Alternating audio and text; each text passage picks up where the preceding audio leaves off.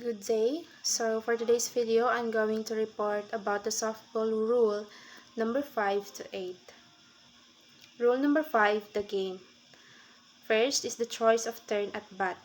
The choice of the first or last bat in the inning shall be decided by a toss of a coin, unless otherwise stated in the rules of the organization under which the schedule of games being played.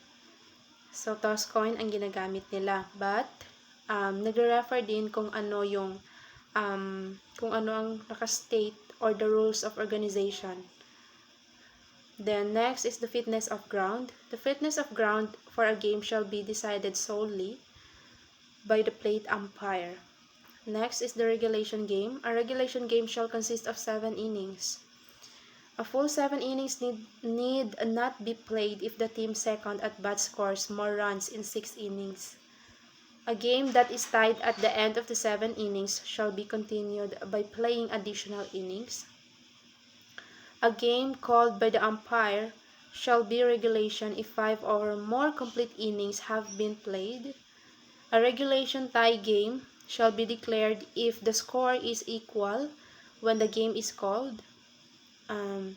Next is these provisions do not apply to any acts on the part of players or spectators. The plate umpire shall declare a forfeit in favor of the team not at fault in the following cases. First, if a team fails to appear on the field or being on the field refuses to begin a game for which it is scheduled or assigned at the time scheduled or within a time set for forfeitures by the organization in which the team is playing. If after the game has begun, one side refuses to continue to play. If after the umpire has suspended play, one side fails to resume playing within the minutes after the umpire has called play ball. If a team employs tactics designed to delay or to hasten the game. If after warning by the umpire, any one of the rules of the game is willfully violated, if the order for the removal or rejection of a player or any person authorized, if because of the removal of ejection of players from game by the umpire, if declared ineligible player re-enters the game, if an ejected player, coach, manager is discovered participating in the game again. Bawal pala yan. A game that is not considered regulation or a regulation tie game shall be replayed from the beginning. Next is the winner of the game. Have their opportunity to bat in the bottom half of the inning. The winner of the game shall be the team that scores more runs in a regulation game. Okay. The score of a called regulation game shall be the score at the end of the last complete inning, unless the team second at bat has scored more runs. The score of a regulation tie game shall be tie score when the game was terminated. The score of a forfeited game shall be 7-0 in favor of the team not at fault. Next is the run-ahead rule. A run-ahead rule shall be used at all tournaments and championships. Okay. Complete innings must be played unless the team second at bat scores the required number of runs while at bat. Next is the tiebreaker. Starting with the top of the 8th inning and each half inning thereafter, the offensive team shall begin its turn at bat with the player who is scheduled to 9th in flex player. The scoring of runs. 1 run shall be scored each time. A runner legally touches first, second, third bases, and home plate before the third out of the inning. A run shall not be scored if the third end or last out of the inning is a result of the batter runner being out before legally touching first base, a runner forced out, including on an appeal play, due to the batter becoming a batter runner. The runner fails to keep contact. The runner fails keep contact with the base to which he is until a pitch batted. A preceding runner being declared out. Additional out appeals may be made after the third out of the removed run or runs. Next is the charged conferences. Next, rule number 6, pitching regulations. Fast pitch only.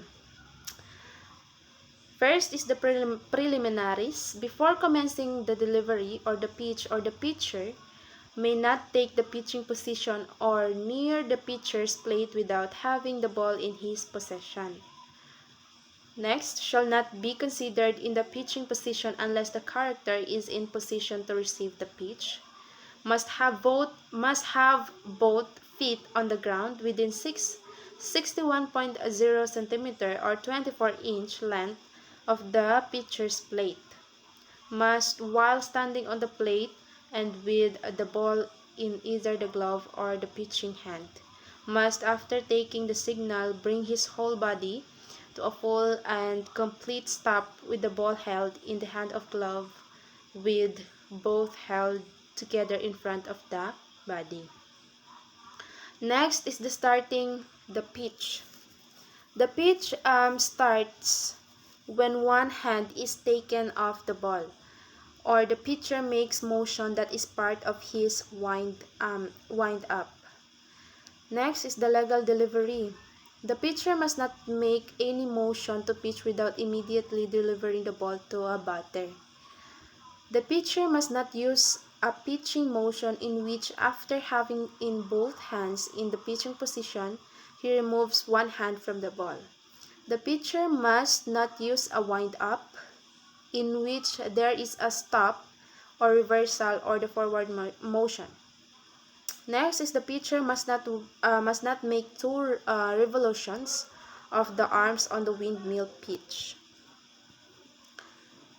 Okay. Next is the defensive positioning. The pitcher shall not deliver a pitch unless all defensive players except the catcher, who must be in the catcher's box, are positioned in fair territory. A fielder shall not take a position in the batter's line of vision or with a deliberate unsportsmanlike intent act in a manner to distract the batter. So, ayan. Next is the foreign substance. No member of the defensive team shall at any time during the game be permitted to use any foreign substance on the ball. Under supervision and control of an umpire, powered resign may be used to dry the hands and must be kept on the ground behind the pitcher's plate. Approved manufactured cloths that are embedded with resin only in permitted to dry the hand. Applying resin on the ball or into the glove and then placing the ball in the glove is an illegal act pala. Next is the catcher. Must remain within the catcher's box until the pitch is released. Shall return the ball directly to the pitcher after each pitch, including after a foul ball. And next is the throwing to a base. The pitcher, after he has taken the pitching position, shall not throw to a base during a live ball while his foot is in contact with the pitcher's plate. Next is the intentional base on balls. If the defensive team desires to have an intentional base on balls awarded to a batter, either the pitcher, catcher, or coach may do so by notifying the plate umpire, who shall award the batter first base. Next is the intentional base on balls.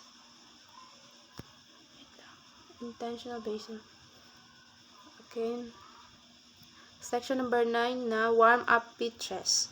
At the beginning of the first inning for both teams, or when a pitcher relieves another, not more than 1 minute may be used to deliver not more than 5 pitches to the catcher or another team member. Next is no pitch. No pitch shall be declared when the pitcher pitches during a suspension of play. No pitch shall be declared when the pitcher attempts a quick return of the ball before the batter has taken his position, or when the batter is off balance as a result of a previous pitch. No pitch shall be declared when a runner is called out for leaving a base prior to the pitcher releasing the pitch. No pitch shall be declared when the pitcher pitches before a runner has retouched his base after a foul ball has been declared and the ball is dead. No pitch shall be declared when a player, manager, or coach calls time, or employs any other word or phrase, or commits any act while the ball is alive and in play for a previous purpose of trying to make the pitcher commit an illegal pitch. Illegal pitcher, a pitcher who has been declared an illegal pitcher as a result of a team exceeding the charge conference limit. So what is the effect of illegal pitcher? If the legal pitcher has returned and has thrown one pitch, either legal or illegal, he is ejected from the game. If he is discovered prior to the next pitch, the manager of the offensive team has the option to taking the result of the play or having the play nullified, with runners returning to the last base held at the time of the play. Rule number 6. Pitching regulation, modified pitch only. May not take the pitching position or near the pitcher plate without having ball in his possession. Ay, tapos tayo dyan.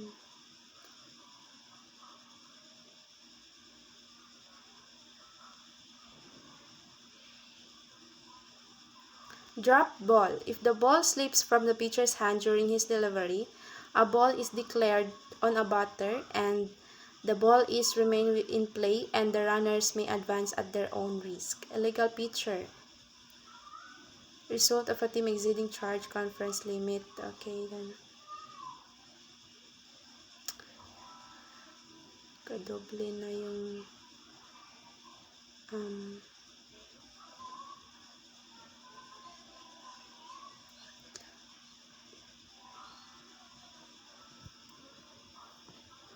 let's go to the batting. The on-deck batter. At the start of an inning is the lead of batter who must remain in on-deck circle until called to the batter's box. Once an inning has started, is the offensive player who in the batting lineup is the next player to enter the batter's box. May loosen up with no more than 2 official softball bats, an approved warm-up bat, or a combination not to exceed 2.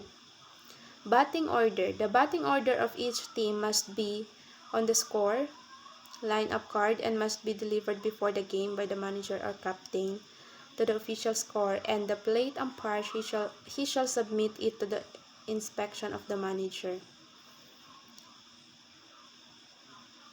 Batting position. The batter must take his position in the batter's box within 10 seconds after the umpire has declared play ball. An offensive team member may not under any circumstances deliberately erase the lines of the batter's box at any time during the game. This includes a coach erasing the lines during the pre-game meeting. The batter must have both feet completely with the batter's box prior to the start of the pitch.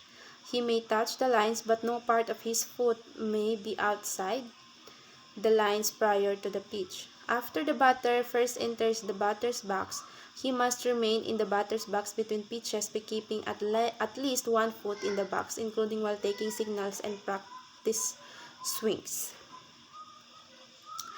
A strike is called by the umpire when any part of a legally pitched ball enters the strike zone before touching the ball or before touching the ground and at which the batter does not swing. For each legally pitched ball entering the strike zone before touching the ground and which the batter does not swing. Exception: it is not a strike if the pitch ball touches home plate and it is not swung at pala. Section number 5. A ball is called by the umpire. Thus, for each legally pitched ball that does not enter the strike zone or touches the ground before reaching home plate is not swung at. So, yan din yung sa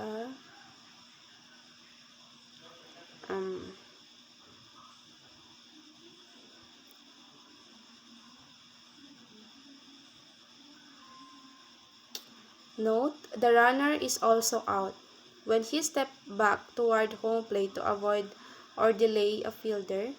If when using the double base in a forced play situation, he touches only the fair position of the base and collides with a field who is about to catch a thrown ball and who is also using a fast portion of the base.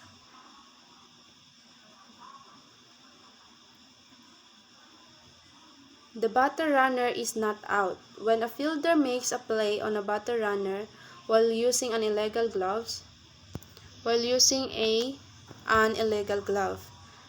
Touching base in legal order. When a runner is returning to the base left before a caught fly ball is first touched or the missed base, while the ball is in play, he must touch the bases in reverse order. When a runner or a batter runner acquires the right to a base by touching it before being put out, he is entitled to hold the base until he has legally touched the next base in order or is forced to vacate it for a succeeding runner. Section 7. Runners are entitled to advance without liability to be put out. Okay. When forced to vacate a base because the batter was awarded a base on balls, when a fielder prevents the runner from making base or impedes the progress of a runner or batter runner who is legally running bases, if the fielder is not in possession of the ball, or not in the act of fielding a batted ball, or making a fake tag without the ball in possession of the ball, and he pushes a runner off a base in attempt to gain an out, or in possession of the ball but not in the act of making a play.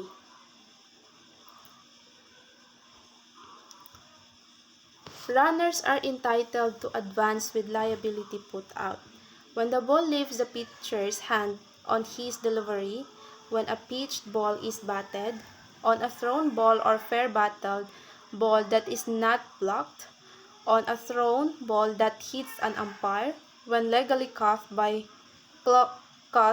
ball is first touched, when a fair batted ball strikes an umpire or a runner after having passed a fielder other than the pitcher, and provided no other fielder had a chance to make out, or has been touched by a fielder, including the pitcher, when a live ball or live ball becomes lodged in a defensive player's uniform or equipment. A runner forfeits his exemption from liability to be put out if at any time he fails to touch a base he is entitled to before attempting make the next base. If after dislodging a base, he attempts to continue the next base, if on an illegal pitch not hit, he attempts to advance beyond base to which he is legally entitled. A runner must return to his base. A runner must return to his base but need not touch the intervening bases. First is when a batted ball is declared foul, when the umpire declares the ball to have been illegally batted, when a batter runner is called out of the interference, when the on-deck batter or any the non-playing team member creates interference, when any part of the batter's person is touched by a pitched ball swung at and missed, when a pitched ball hits a batter, when with less than 2 out and a runner on first base, a fielder intentionally drops a fair fly ball. When a batter or runner is called out of interference, when the plate umpire or his clothing interferes with the catcher attempt to retire a runner stealing. Next is the runner is out. When while running to any base in regular or reverse order, he runs more than 0.91 meter or the 3 feet from the base path to avoid being touched by the ball in the hands of a fielder. Or when while the ball is in play and he is not in contact with a base, he is legally touched with the ball in the hands of a fielder. Section number 10 is the runner is not out. When he runs behind or in front of the fielder and outside the base path in order to avoid interfering with the field attempting to field the batted ball in the base path.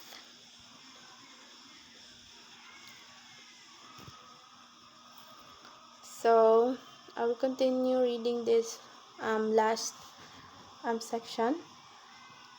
When he does not run in a direct line to the base, provided the fielder in the direct line does not have the ball in his possession. When more than one fielder attempts to field a batted ball and the runner comes in the contact with the one who, in the umpire's judgment, was not entitled to field the ball. Next, when he is hit with a fair, untouched batted ball while off base that in the umpire judgment no fielder had an opportunity to make an out. Next, when he is hit with a fair of untouched batted ball over foul territory and in the umpire judgment no fielder had an opportunity to make an out. Next, when he is hit with a fair batted ball after it touches or is touched by any fielder, the pitcher and he could not avoid contact with the ball.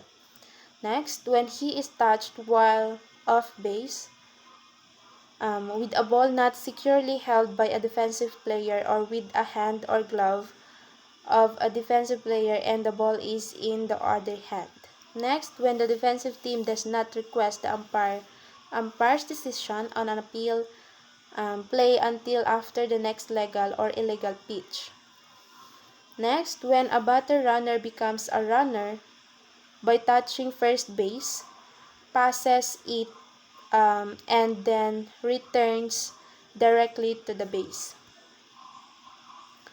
Next, when he has legally started to advance, he may not be stopped by the pitcher receiving the ball while on the pitching plate, nor when he holds his base until a fly ball touches a fielder and then attempts advance. When he is hit by a fair, untouched batted ball while in contact with his base, unless he intentionally interferes the ball. When he slides into a base and dislodges it from its proper position, The base is considered to have followed the runner. When a fielder makes a play on a runner while using an illegal glove, a coach unintentionally interferes with a thrown ball,